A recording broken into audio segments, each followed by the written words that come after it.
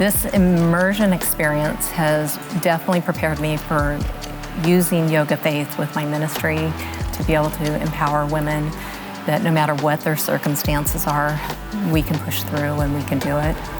And we started off with about 4 or 5 people, and now almost 2 years later, we're averaging 25 to 28, with half of them men, which in some places is kind of unusual.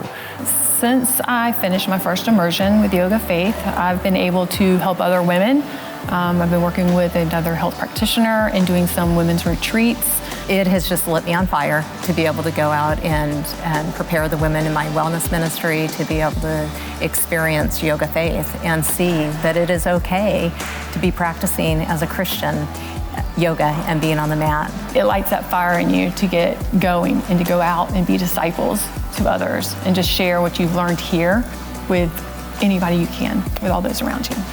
If you're on the fence about doing yoga, being an instructor, go on over and get off of it, because YogaFaith is worth every penny. It's priceless.